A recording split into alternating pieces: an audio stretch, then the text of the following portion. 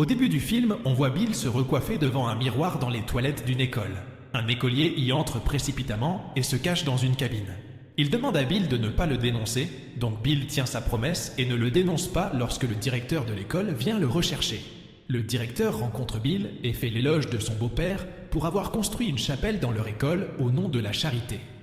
Il force ensuite Bill à rejoindre le programme de mentorat, dans le cadre duquel il se verra attribuer un élève à guider. Lorsque le directeur part, l'enfant sort et donne de l'argent à Bill pour l'avoir couvert, mais Bill ne le prend pas. Ensuite, il se rend à la cérémonie d'ouverture de la chapelle, où sa femme, Jessica, et les beaux-parents sont filmés par une chaîne de télévision. Lorsque Bill retourne à l'école, il surprend sa femme en train de discuter avec le journaliste, Chip. Bill devient méfiant envers Chip, mais Chip l'assure qu'il ne fait que son travail de journaliste. Plus tard, le beau-père de Bill, Jacoby, présente Bill à des clients français comme le président exécutif des ressources humaines, ce qui est clairement un poste fictif créé pour Bill. Mais en réalité, il le traite comme un garçon de course. Dévasté, Bill se rend dans son bureau et prend une barre de chocolat dans son stock secret de chocolat. Là, il tombe sur le dossier d'une entreprise de beignets qui veut vendre ses franchises. Bill présente l'idée d'acheter une franchise de beignets à son beau-père, mais ce dernier refuse simplement d'investir dans l'idée. Bill retourne à son bureau et contacte secrètement l'entreprise de beignets. Plus tard dans la journée, le même écolier se présente au bureau de Bill pour lui annoncer qu'il l'a choisi comme mentor. Bill réagit de manière opposée, ne comprenant pas pourquoi quelqu'un voudrait qu'il soit son mentor. Lorsqu'il rentre chez lui ce jour-là, il surprend sa femme en train d'inviter quelqu'un chez eux quand elle sera seule à la maison. Bill retourne en courant à la cuisine et fait semblant de n'avoir rien entendu. Lorsque Jess vient à la cuisine, il lui demande qui elle était en train de parler au téléphone. Jess ment en disant qu'elle parlait à sa mère au téléphone.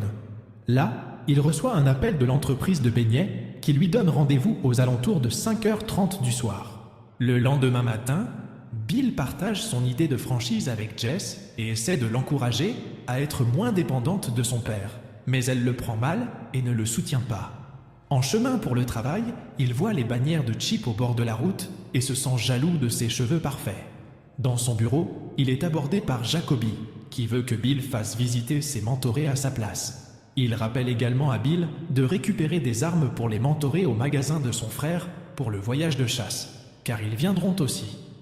Bill montre rapidement aux enfants les environs et se rend ensuite à la rencontre des propriétaires de la franchise de beignets, Jane et Jim. Ils acceptent de conclure l'accord à condition que Bill vienne à leur prochaine réunion avec Jess, puisqu'elle est copropriétaire de tous ceux qu'ils possèdent. Ils l'invitent également à l'une de leurs franchises pour voir de plus près leur fonctionnement, ce que Bill accepte. Pendant ce temps, le mentoré de Bill se rend dans un magasin de lingerie et flirte avec la caissière car il la connaît de l'école. Lorsque Bill se rend dans le magasin de son frère pour récupérer les armes, il découvre que son frère a également participé au programme de mentorat. Avant de partir, Bill emprunte une caméra et rentre chez lui pour la placer secrètement sur le meuble juste en face du lit. En rentrant du voyage, Bill prend rapidement la caméra de sa chambre et se rend chez son frère pour voir l'enregistrement. Là, il est dévasté et en colère de voir Jess au lit avec le journaliste Chip. Il rentre chez lui, confronte sa femme de son infidélité et se rend à l'endroit où se trouve actuellement Chip pour se battre. Il lui donne un solide coup de poing au visage et attire l'attention dans le monde des médias. Cette action le conduit en prison. Alors son frère vient le sortir. Le soir, il regarde les nouvelles avec son frère et son mari, Paul, et découvre que Chip le qualifie de fan dérangé à la télévision.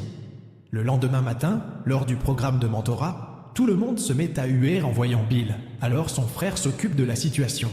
Ensuite, le mentoré de Bill se présente, le félicitant pour ce qu'il a fait au journaliste, mais Bill lui demande de choisir un autre mentor car il n'est pas adapté. Le rusé mentoré refuse de choisir un autre mentor. Il réalise que la vie de Bill s'effondre à cause de sa femme, alors il lui promet de l'aider à la récupérer.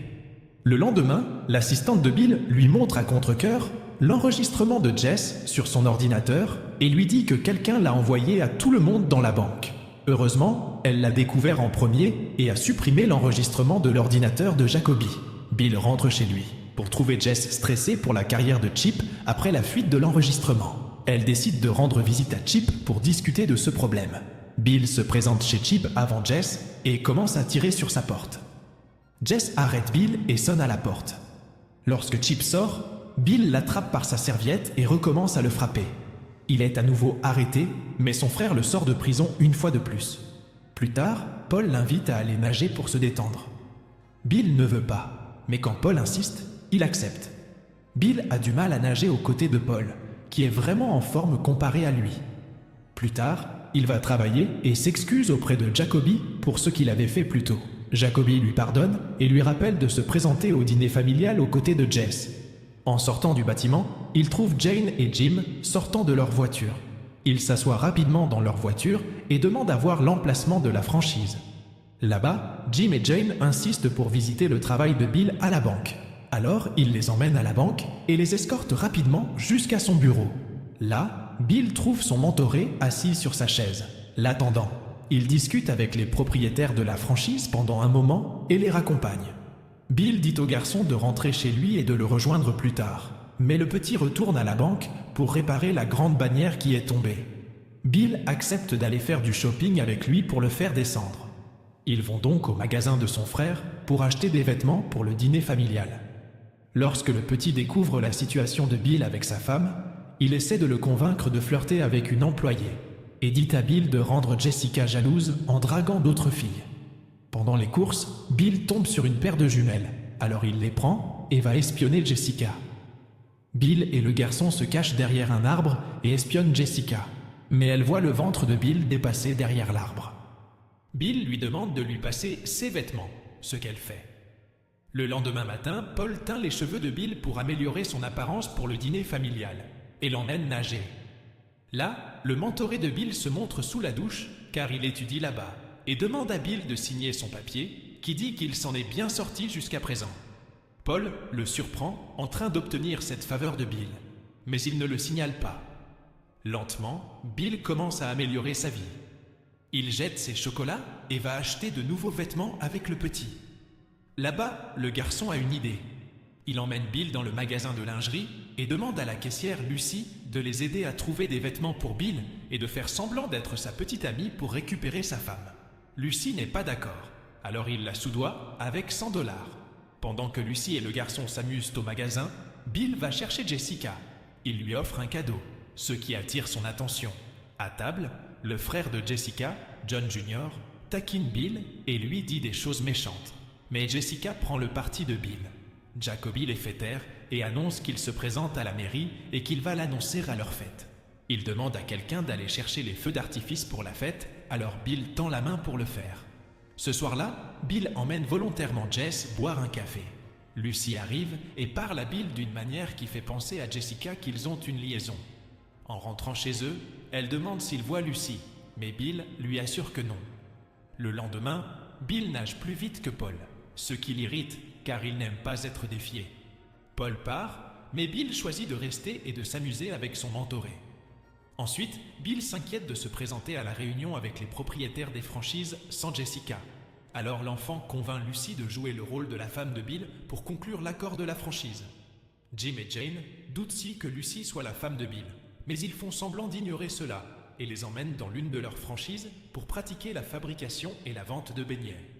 En rentrant, ils s'arrêtent pour acheter des feux d'artifice. Ils commencent à s'amuser en essayant quelques pétards.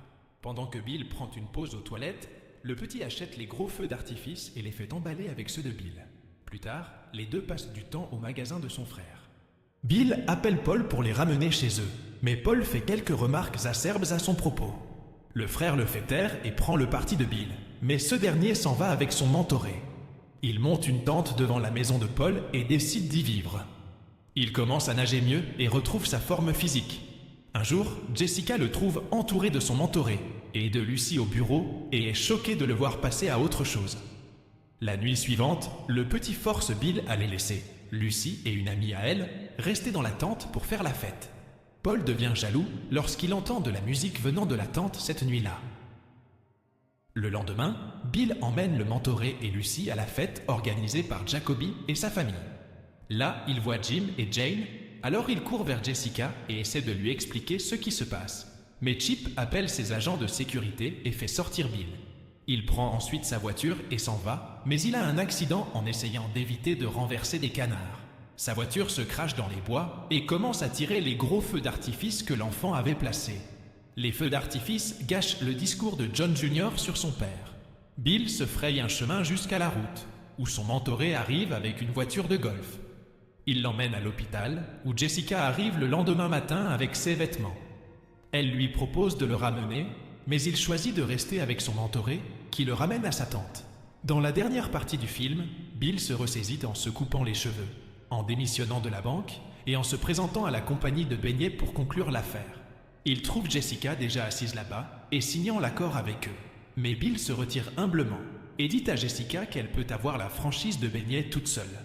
Il se présente une dernière fois à l'école du garçon pour lui remettre son papier avec une note A. Avant de partir, il le serre dans ses bras et lui dit de vérifier son casier. Lorsque le garçon arrive au vestiaire, les feux d'artifice ouvrent son casier et remplissent la pièce de lumière, rendant le garçon extrêmement heureux. C'est tout pour ce résumé de film.